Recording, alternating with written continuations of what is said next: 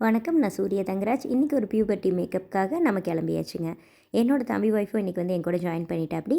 இவங்களுக்கு தான் இன்றைக்கி நான் வந்து மேக்கப் பண்ண போகிறோம். ரொம்ப அழகான க்யூட்டான ஒரு 9th ஸ்டாண்டர்ட் பாப்பாங்க.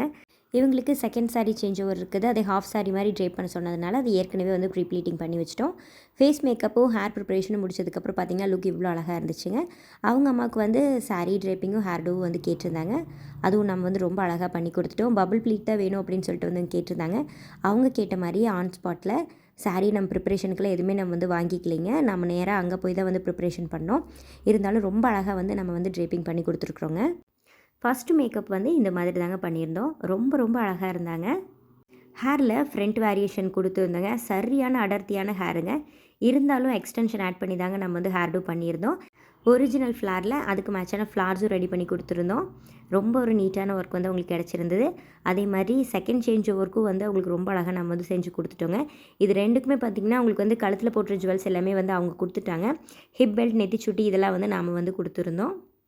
4 பேர் இருக்கிற மாதிரியான ஒரு டீமாக நாங்கள் போயிருந்தோங்க. அதனால தான் இந்த ஒர்க் எல்லாமே எங்களால் ரொம்ப பர்ஃபெக்டாக வந்து பண்ண முடிஞ்சுது. என்னோடய டீமும் எனக்கு வந்து ரொம்ப சப்போர்ட்டிவாக இருந்தாங்க. இந்த பாப்பா வந்து அந்த செகண்ட் சேஞ்ச் ஓவர் முடிச்சு வெளியே வரும்போதே வந்து இது சாரியா ஹாஃப் சாரியா, சாரியா ஹாஃப் சாரியான்னு ஒரு 10 பேர் பக்கம் கேள்வி கேட்டிருப்பாங்க. இது சாரியே தானுங்க, ஆனால் ஹாஃப் சாரி மாதிரி நம்ம ட்ரேப்பிங் பண்ணியிருக்கிறோம் அப்படின்னு சொல்லிட்டு அங்கே பூச்செடியெலாம் வந்து எங்களுக்கு கொடுத்தாங்களுங்க. அதை வாங்கிட்டு நாங்கள் அங்கேருந்து கிளம்பிட்டோம்.